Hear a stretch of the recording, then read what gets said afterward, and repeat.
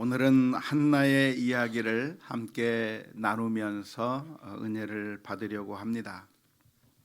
한나라고 하는 이 여인에게는 소원이 하나 있었습니다. 그것은 바로 아기를 갖는 소원이었죠. 오늘날에는 아기가 없다고 하는 것이 크게 문제가 되지 않습니다. 아이들이 있으면 좋겠지만 없다고 해서 그것이 크게 문제될 것까지는 없습니다. 아예 낳지 않고 살겠다는 사람들도 있는 것이죠. 하지만 옛날에는 좀 달랐습니다. 우리나라의 경우에 있어서도 불과 얼마 전까지만 하더라도 아들을 낳지 못하면 집에서 쫓겨나기도 했었고요. 아들을 낳기 위해서라고 한다면 씨바지를 들여서라도 기어이 아들을 낳겠다고 했던 그런 참 힘든 시기가 우리나라에 있었습니다. 이스라엘의 경우도 역시 예외가 아니었는데요. 우리나라와 같지는 않았지만 그래도 이스라엘 민족들 가운데의 생각이 무엇이냐면 아들을 낳는 자는 하나님의 축복을 받은 사람인 반면에 그렇게 자녀가 없는 집안은, 자녀가 없는 가정은 마치 하나님의 저주를 받은 것처럼 생각되는 그런 시기를 이스라엘 민족들이 살았습니다.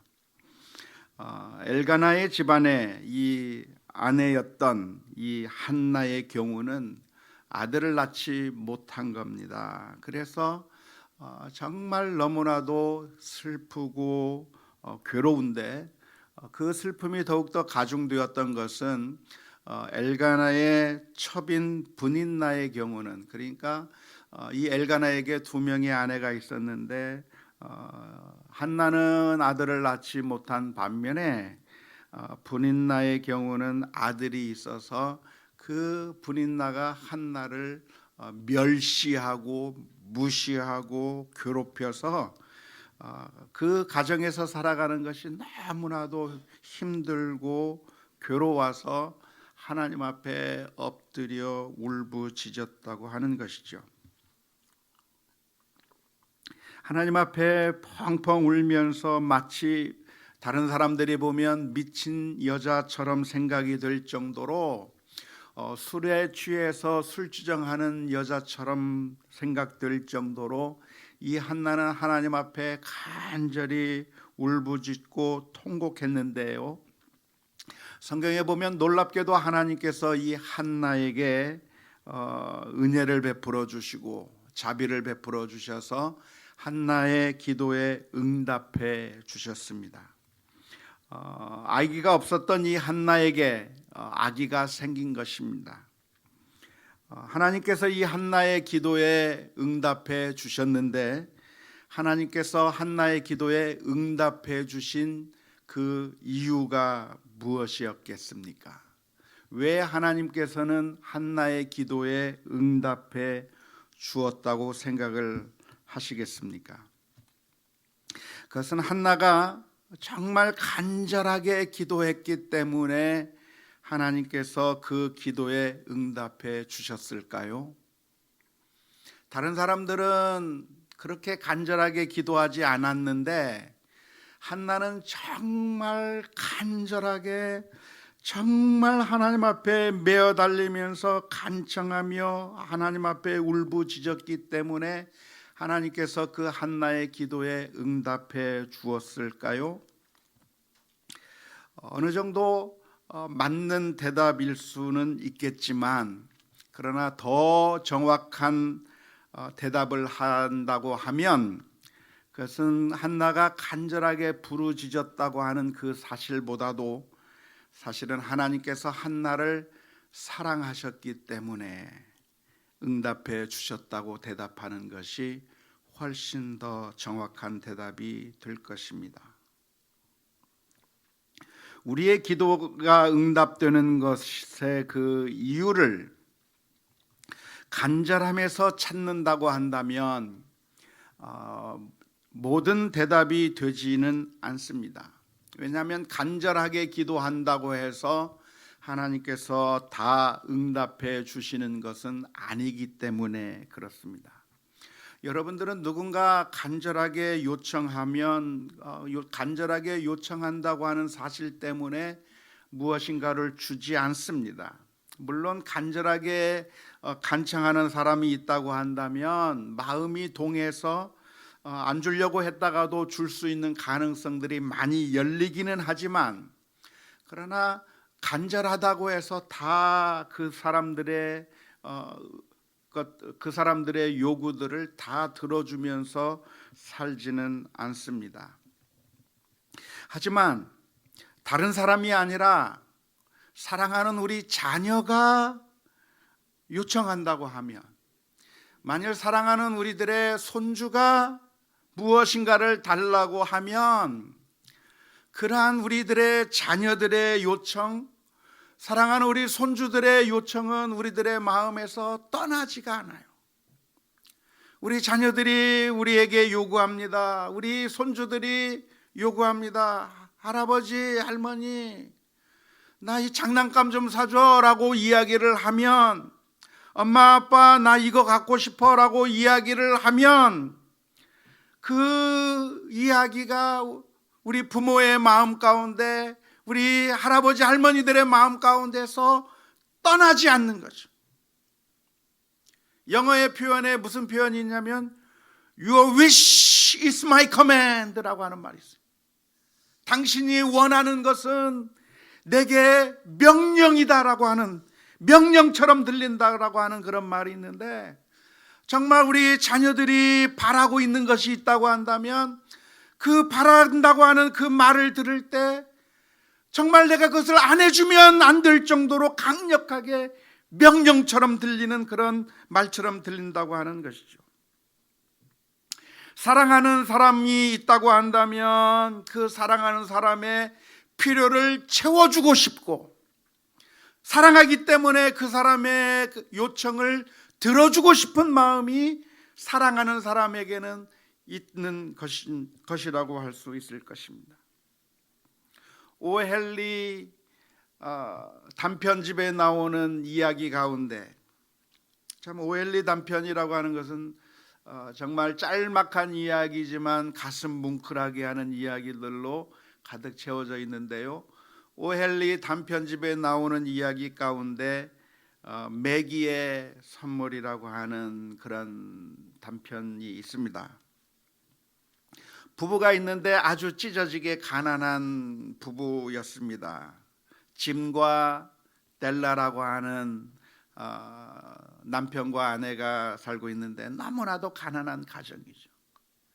그런데 이 남편이 자기 아내를 바라보게 될 때 이 자기 아내의 머리카락이 너무 예뻐요. 정말 예쁜 그 머리카락인데 그 사랑스러운 그 아내의 머리에 머리핀을 하나 선물해 주었으면 정말 좋겠다고 하는 마음이 드는 거예요.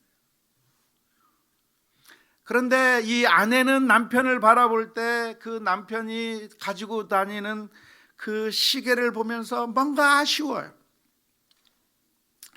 이 남편이 갑오로 물려받아서 가지고 다니는 그 시계가 있는데 그 시계에 줄이 없어서 너무나도 아쉬운 거예요. 시계를 주머니에 넣고 다니는데 그 시계에 멋진 줄이 하나 있었으면 좋겠다고 생각이 드는 겁니다. 그래서 크리스마스 날 남편은 자신의 시계를 전당포에 맡기고 팔아버리고, 그래서 자신의 아내를 위해서 머리핀을 준비했어요. 그래서 그 남편이 크리스마스 날 아침에 아내를 향해서 여보, 내가 당신을 위해서 멋진 선물을 준비했다고 그러면서 머리핀을 꺼내 놓는 거예요. 그런데 그때 그 아내가 말을 합니다. 사실은 자신의 머리에 쓰고 있던 두건을 풀면서 사실은 내 머리를 잘라서 남편의 시계줄을 샀다고.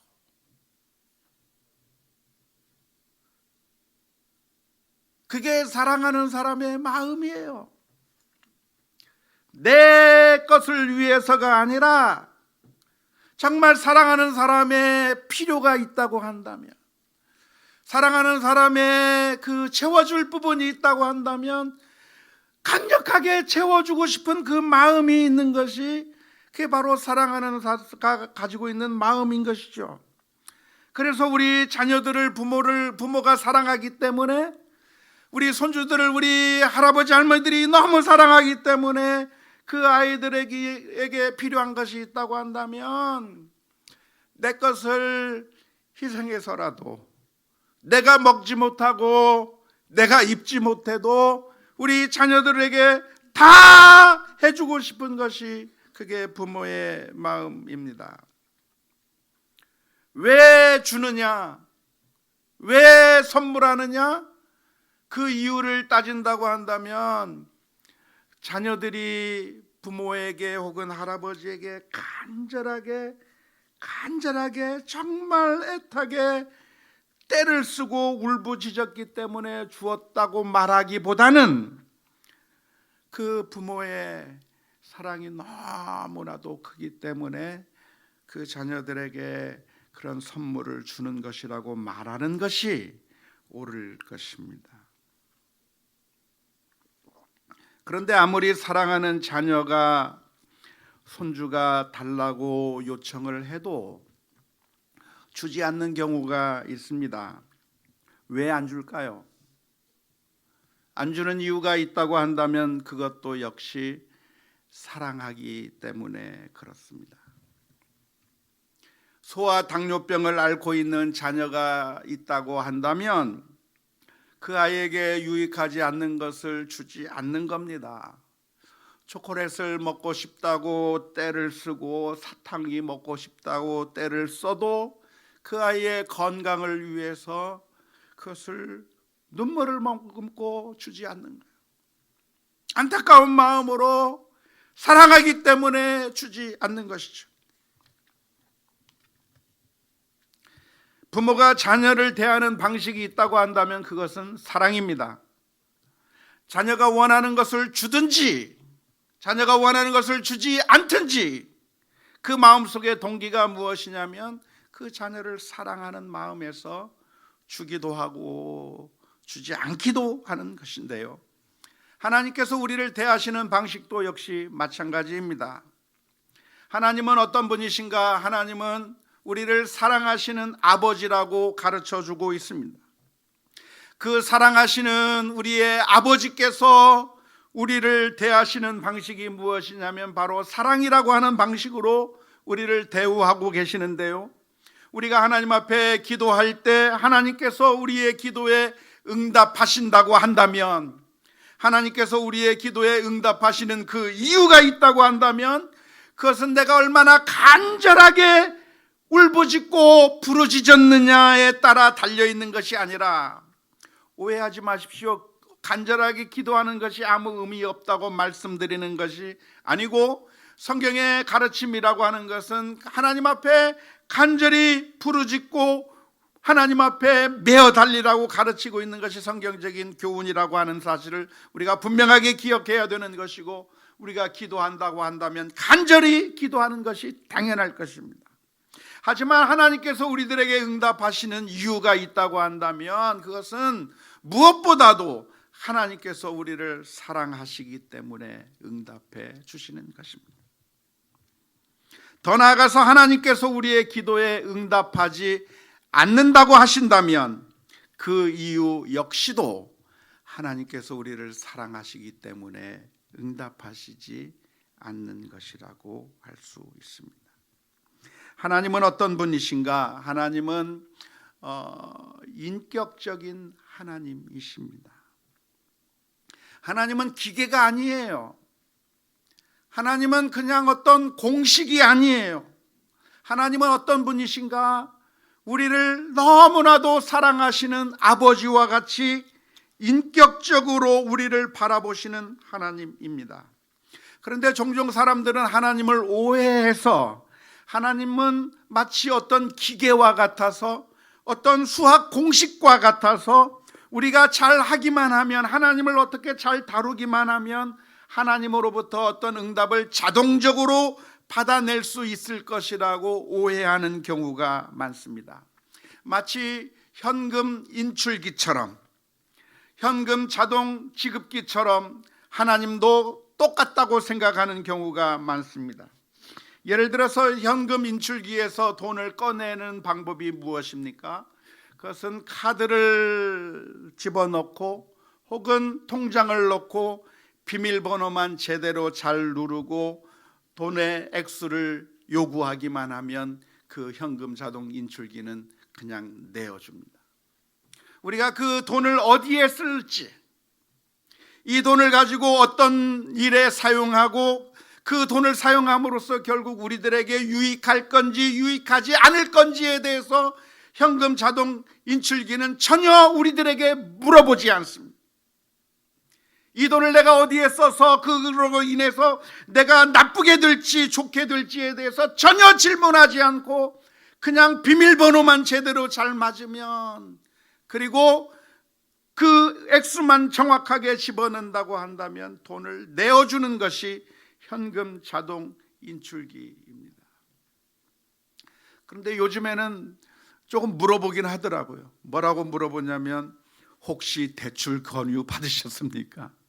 보이스피싱을 방지하기 위해서 대출 권유를 받았는지 또는 보이스피싱에 연루되지는 않았는지를 한번 물어보고, 그리고 돈을 내주는 것으로 약간 진화하기는 했지만, 그 인출기 앞에서 내가 사실대로 말하지 않고 거짓으로 말해도, 보이스피싱을 당하고 있음에도 불구하고 당하지 않은 것처럼 그렇게 그냥 노라고, 아니요라고 대답하고 비밀번호 집어넣으면 그냥 다 내어주는 것이 현금 자동 인출기죠. 어떤 사람들은 하나님이 꼭 그런 현금 자동 인출기처럼 생각을 할 때가 많습니다. 어떻게 우리가 하나님으로부터 기도의 응답을 받을 것인가? 어떻게 우리가 신앙생활하면서 하나님으로부터 응답을 받아낼 것인가? 그 비결이 있다고 하면서 그 비결을 설교하는 경우가 많이 있습니다. 성경에 보니까 쉬지 말고 기도하라고 말하고 있고, 기도할 때 정욕으로 쓰지 말아야 한다고 가르치고 있고, 믿음으로 기도해야 한다고 가르치고 있고, 회개하면서 기도하라고 가르치고 있고, 받은 줄로 믿고 기도하라고 그렇게 가르치면서 그러한 것들만 잘 입력하면, 그러면 하나님으로부터 응답을 받되 수천 번, 수만 번도 받을 수 있을 것이라고 그렇게 설명하는 경우가 많이 있습니다.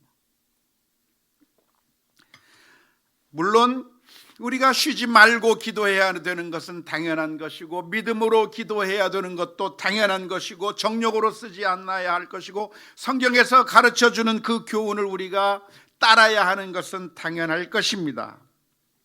하지만 하나님은 기계적인 하나님이 아니라 인격적인 하나님이시기 때문에 하나님께서 우리의 기도에 응답하실 때 과연 이것이 우리들에게 유익한지 유익하지 않은지, 내가 이것을 주었을 때 정말 나에게 참으로 유익한지 그렇지 않은지를 일일이 따지시는 하나님이라고 하는 사실을, 인격적인 하나님이라고 하는 사실을 우리가 기억해야 할 것입니다.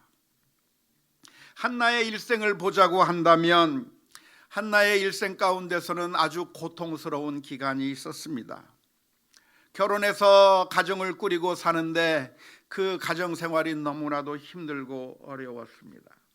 그 원인이 아기가 없어서 너무나도 힘들고 어려웠었고, 그래서 너무나도 그 결혼 생활이 고통스러운 그런 삶을 살았습니다.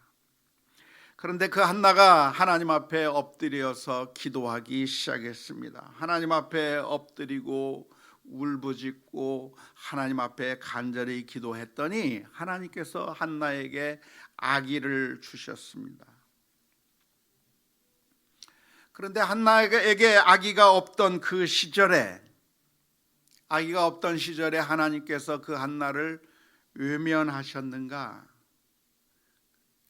아기를 주시지 않았던 그 시기에는 하나님께서 그 한나를 사랑하지 않으셨는가? 라고 질문을 던진다고 한다면 그렇지 않다고 대답할 수 있습니다.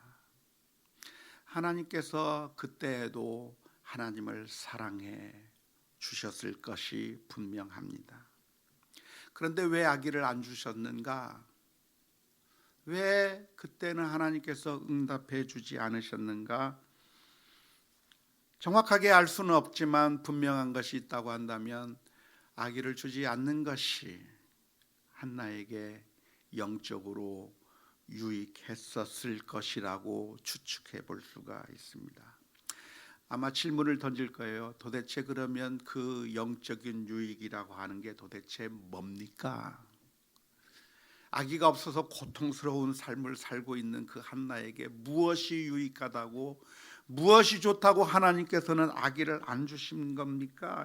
그 유익이 뭡니까? 라고 질문을 저한테 와서 물어보신다고 한다면 제가 대답을 잘 못할 것 같아요.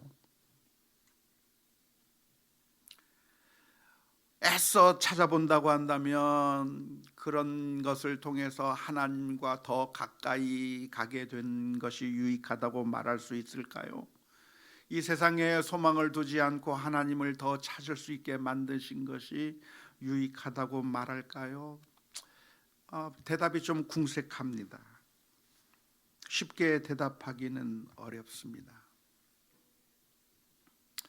우리의 머리로서는 도무지 이해가 안 되는 것이죠. 정말 이해가 안 되는 거예요. 하나님이 왜 이게 나에게 유익하다고 이야기하는지 정말 우리로서는 이해가 되지 않습니다. 언제 이해가 될 것인가? 나중에 우리가 하나님 앞에 서게 되는 그 순간에 이 세상에서의 삶을 다 마치고 주 앞에 서게 되는 그날 우리가 천국에서 주님을 만나게 되면 그때는 이해하게 될 거예요. 지금은 우리가 거울을 보는 것처럼 희미하나 그때는 우리가 얼굴과 얼굴을 대하여 보는 것 같이 확실하게 알게 될 때가 있을 것이지만 우리가 이 세상에 살면서는 그 의미를 제대로 잘 이해하지 못할 것이라고 생각을 합니다. 그래서 늘 고통스러운 것이죠. 하지만 분명하게 성경적인 가르침으로 우리가 이해한다고 하면 하나님의 응답이 없어서 고통스러웠던 그 기간도 사실은 하나님께서 누구보다도 한나를 더 사랑하셨을 거라고 믿는 것이 성경적인 가르침이라고 생각을 합니다. 출처가 어디인지는 제대로 잘 모르겠지만 아주 유명한 시가 하나 있습니다. 누구는 메리 스티븐슨이라고 하는 사람이 썼다고 말하기도 하고 마가렛 피쉬백 파월스가 썼다고 하기도 하고 캐롤린 조이스 카터가 쓰기도 했다고 하는데 출처가 도대체 누군지 모르는 한 시가 있습니다. 그건 바로 모래 위에 발자국이라고 하는 시입니다. 아마 많이 들어봤을 거라고 생각을 합니다. 어느 날 밤 어떤 사람이 꿈을 꾸었습니다. 주님과 함께 해변을 걷고 있는 꿈이었습니다. 하늘 저편에 자신의 인생의 장면들이 번쩍이며 비쳤습니다. 한 장면씩 지나갈 때마다 그는 모래 위에 난 두 쌍의 발자국을 보았습니다. 하나는 그의 것이고 다른 하나는 주님의 것이었습니다. 인생의 마지막 장면이 비쳤을 때 그는 모래 위에 발자국을 돌아보았습니다. 그는 자기가 걸어온 길에 발자국이 한 쌍밖에 없는 때가 많다는 사실을 알아차렸습니다. 그때가 바로 그의 인생에서는 가장 어렵고 슬픈 시기들이었다는 것도 알게 되었습니다. 그것이 몹시 마음에 걸려 그는 주님께 물었습니다. 주님께서는 제가 당신을 따르기로 결심하고 나면 항상 저와 함께 동행하시겠다고 하셨습니다. 그런데 지금 보니 제 삶의 가장 어려운 시기에는 한 쌍의 발자국밖에 없습니다. 제가 주님을 가장 필요로 했던 시기에 주님께서 왜 저를 버리셨는지 모르겠습니다. 주님께서 대답하셨습니다. 나의 소중하고 소중한 아들아, 나는 너를 사랑하기 때문에 너를 버리지 않았다. 내 시련과 고난의 시절에 한 쌍의 발자국만 보이는 것은 내가 너를 업고 간 때이기 때문이니라. 누가 만든 시인지는 모르겠지만 참 아주 의미 있는 시라고 생각을 합니다. 오늘 본문에 보면 한나가 그 고통의 시간을 지내고 아기를 얻게 된 후에 불렀던 노래가 바로 오늘 읽은 성경의 말씀입니다. 한나가 이 아기를 낳고 난 다음에 얼마나 기뻤을까요? 정말 그동안의 모든 소름을 다 한꺼번에 씻어버리는 정말로 기쁘고 흥분이 되고 너무나도 기쁜 그 순간에 한나는 정말 하나님이 살아계시다고 하는 사실을 느꼈을 겁니다. 하나님이 정말 살아계시구나. 하나님이 정말 내 기도를 들어주셨구나. 하나님이 정말 나를 사랑하고 있구나 라고 하는 사실을 깨달았을 겁니다. 하나님의 사랑은 한 번도 중단된 적이 없고, 마치 모래 위에 발자국처럼 하나님은 우리가 힘들고 어려울 때 우리를 업고 가시는 것처럼 더 우리와 함께 하셨을 것임에도 불구하고 우리가 하나님의 사랑을 언제 느끼냐면, 응답이 없을 때는 잘 실감하지 못하지만 하나님께서 우리의 기도에 응답해 주실 때 정말 하나님이 나를 사랑한다고 하는 사실을 더 많이 깨닫게 되는 것이죠. 우리는 언제 사랑을 깨닫는가? 하나님께서 우리의 기도에 응답해 주실 때 그때 사랑을 깨달아요. 마치 우리 아이들이 부모님의 사랑을 깨닫는 것과 마찬가지입니다. 부모님의 사랑이 우리 자녀들을 향해서 중단되는 적이 있나요? 없어요. 단 한 번도 없어요. 24시간 내내, 일주일 내내 평생 그 부모가 자녀를 사랑하는 데 있어서 단 한순간도 부모가 자녀를 사랑하는 것을 중단하는 적이 없습니다. 하지만 우리 자녀들이 언제 부모의 사랑을 느끼게 되는가? 언제 실감하는가? 그것은 자녀들이 부모님으로부터 어떤 선물을 받을 때입니다. 생일이 됐는데 그 생일에 우리 자녀들이 정말 원하는 것을 무엇인가를 해 주었을 때, 우리 자녀들이 롯데월드 가고 싶다고 하는데 그 아이를 위해서 시간을 내서 그 아이들과 함께 놀이공원에 데려다 줄 때 너무나도 행복해하면서 정말 우리 부모가 나를 사랑하는구나라는 것을 깨닫는 것처럼, 예전에 어떤 동영상을 봤는데 그 어떤 여자아이에게 생일날 생일 선물을 주는데 뭘 줬냐면 강아지를 선물해 주는 거예요. 그 여자아이가 강아지를 갖고 싶었는데 그 강아지를 선물해 주니까 그 여자아이가 너무나도 기뻐서 눈물을 흘리면서 감격하면서 그 부모를 향해서 So thank you so much, I love you 하면서 부모를 끌어안고 눈물을 흘리면서 감격하는 것을 보았는데, 우리 자녀들이 부모의 사랑을 항상 받고 있음에도 불구하고 언제 부모의 사랑을 느끼냐면 무엇인가 자기들이 원하는 것을 들어줄 때 그 사랑을 더 실감하게 되는 것이죠.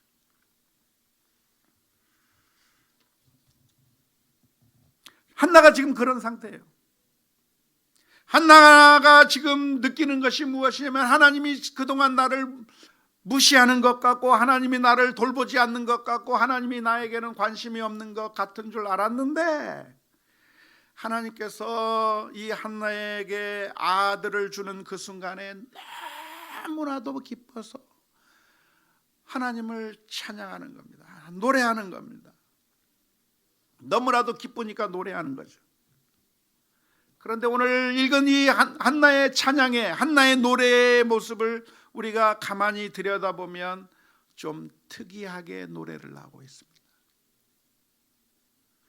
사무엘상 2장 1절의 말씀을 한번 보십시다. 한나가 기도하여 이르되 내 마음이 여호와로 말미암아 즐거워하며 내 뿔이 여호와로 말미암아 높아졌으며 내 입이 내 원수를 향하여 크게 열렸으니 이는 내가 주의 구원으로 말미암아 기뻐함이니이다. 이 한나의 노래를 가만히 보면 한나가 노래할 때 뭐라고 노래합니까? 내가 내 마음이 누구로 말미암아 즐거워한다고요? 여호와로 말미암아 즐거워한다. 어쩌면 우리는 이런 노래를, 이런 이야기를 기대합니다. 아이고 예쁜 내 새끼, 너무나도 이쁘구나, 너무나도 사랑스럽구나, 눈에 넣어도 아프지 않고 자나깨나 내 새끼 정말 이쁘구나. 이 아이를 보면서 이 아이에 대한 노래와 이 아이에 대한 그 기쁨을 표현할 것을 아마 예상했었을 거라고 생각이 됩니다. 그런데 놀랍게도 이 한나는 뭐라고 노래하냐면 아이를 보면서 정말 예쁜 내 아기, 정말 예쁜 내 새끼, 아이를 노래하고 칭찬한 것이 아니라 한나는 내 마음이 하나님 때문에 기뻐합니다. 아기가 생긴 것 때문에, 그것 때문에 기뻐하는 것이 아니라 그 아기를 보면서 나를 사랑하시는 하나님을 본 거예요. 우리는 그 하나님을 봐야 되는 거예요. 우리의 신앙이 늘 이 세상의 그 표징들만을 보면서, 이 세상의 떡을 보면서 기뻐하고, 아기를 보면서 기뻐하고, 이 세상의 성공을 보면서 기뻐하는데, 우리가 기뻐해야 될 것은 그것을 볼 것이 아니라 그걸 통해서 그 안에 새겨져 있는 하나님의 사랑을 봐야 되는 것이죠. 우리 어머니가 나를 위해서 맛있는 도시락을 싸왔다고 한다면, 텔레비전 프로그램에 보면 고향에 있는 우리 어머님이 맛있는 우리 자녀들이 좋아하는 음식들을 잘 준비해 가지고, 그래서 방송 관계자들을 통해서 자녀들에게 전달해 주는 그 프로그램이 있는데, 그 음식을 어렸을 때 먹었던 그 음식을 쫙 펼쳐놓고 너무나도 행복하게 동료들과 먹는 장면들이 나오는데, 그것이 맛있어서 그 음식이 못 먹어보던 것이기 때문에 그래서 기쁜가요? 솔직히 말하면 서울에서 파는 음식이 훨씬 더 맛있을 거예요. 그런데 거기에 녹아져 있는 어머니의 사랑, 나를 끊임없이 생각하고 있는 그 어머니를 볼 때 내 마음이 기쁜 거죠. 한나의 마음이 바로 그거예요. 하나님이 나를 버린 줄 알았는데 알고 보니 하나님이 나를 지금도 사랑하고 계시구나. 하나님은 내가 정말 의지할 분이시구나. 그 하나님을 찬양하면서 감사하며 나갔습니다.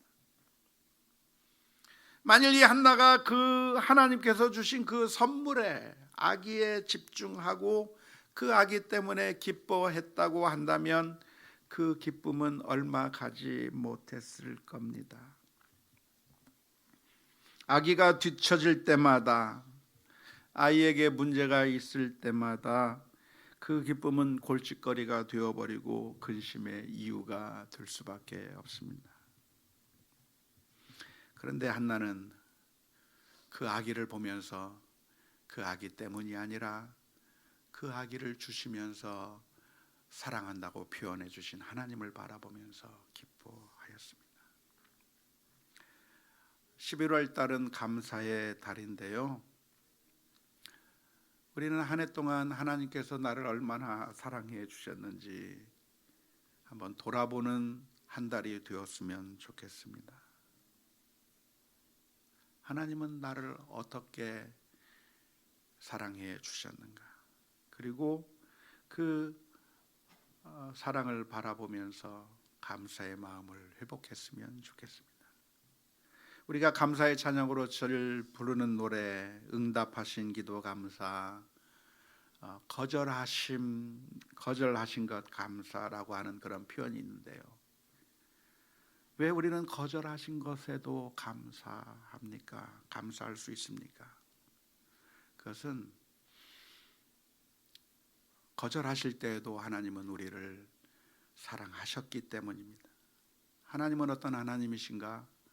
우리를 너무나도 사랑한 나머지 우리를 살리시기 위하여 하나밖에 없는 아들을 십자가에 내어주시고 그 보혈의 피를 통하여 우리를 구원해 주신 하나님이시기 때문에 거절하신 것은 우리를 사랑하지 않는다는 의미도 아니고 외면한다고 하는 의미도 아니고 더욱더 사랑하신다고 하는 그런 의미이기 때문에 우리가 우리의 인생의 길 가운데 늘 하나님을 감사하고 찬양하며 나아가는 우리 모두가 다 될 수 있기를 주님의 이름으로 축원합니다.